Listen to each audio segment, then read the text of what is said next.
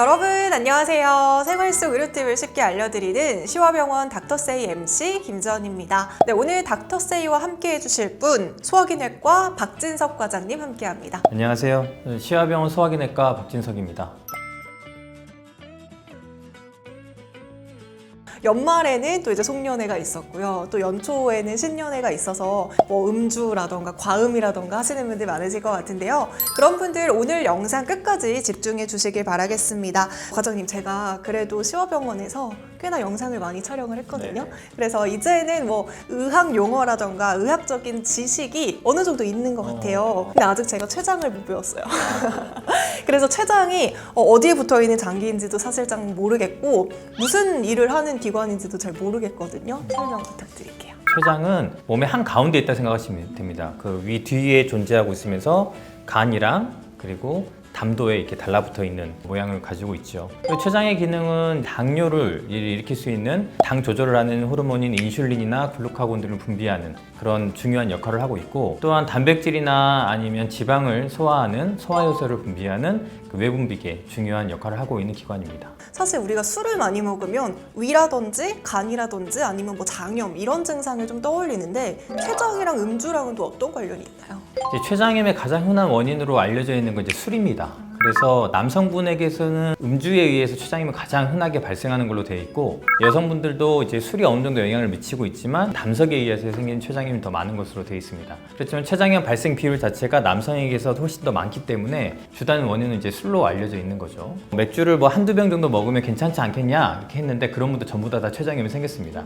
와인을 드신 분들은 췌장염이 좀 덜 생긴다 이런 보고들이 있긴 한데 저는 개인적으로 믿지는 않습니다. 그래서 알코올과 췌장염의 발생은 굉장히 연관성이 돼 있고 그 양도 크게 관련성이 없이 술을 드셨다 그러면 췌장염이 발생할 수 있는 것으로 생각하고 계셔야 될 것 같습니다. 이 영상이 나오면 일단 저희 아빠한테 좀 보여드려야 될 것 같습니다. 네, 저도 다시 봐야 될 것 같은데요. 네. 그러면 이제 모든 병이 다 뭐 만성이 있고 급성이 있고 막 이렇게 나뉘어 있잖아요. 그러면 췌장염에도 뭐 이렇게 좀 나눠지는 게 있나요?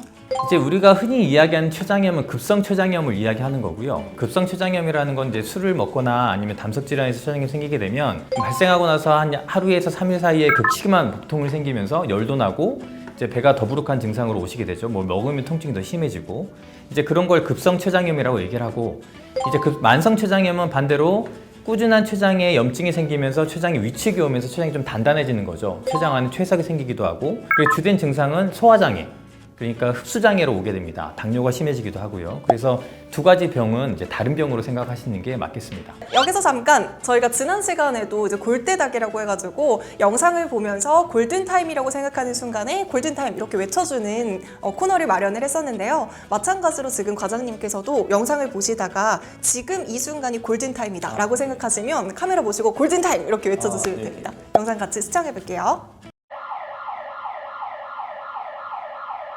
혈액 검사에서 CA19-9라는 종양 표지자가 굉장히 높게 나왔어요. 검사 결과 췌장암입니다.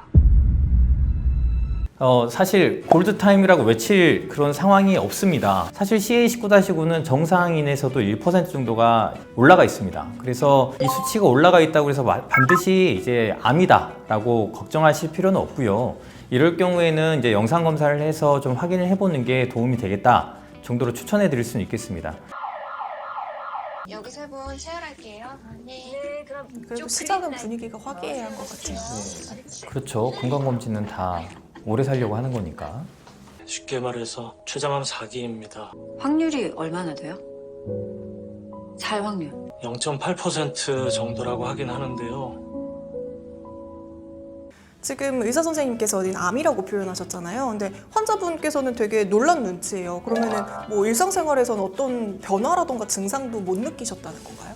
네, 뭐 좀 무서운 얘기긴 하지만 췌장암은 증상이 거의 없죠. 그래서 이제 췌장 두부에 발생할 경우에는 황달도 생기게 되고 환자분이 이제 눈이 노래진 증상이고 소변이 좀 진해지니까 바로 이렇게 알 수는 있지만 췌장 몸통이나 꼬리에 생길 경우에는 거의 이제 증상이 없습니다. 대신에 이제 덩어리가 좀 커지고 주변에 있는 그런 신경 다발에 침범이 생길 경우에는 복통이 생기게 됩니다. 그래서 그때는 이제 췌장암을 의심하면서 오셔서 검사하게 되고 진행성 췌장암이 이제 진단되게 되는 겁니다. 몸무게 감소가 갑자기 발생을 한다든지 갑자기 입맛이 떨어져서 음식을 먹어도 잘 소화가 안 된다는 증상이 있다고 하면 그때는 오셔가지고 좀 상의를 해보는 게 도움이 될 거라 생각합니다.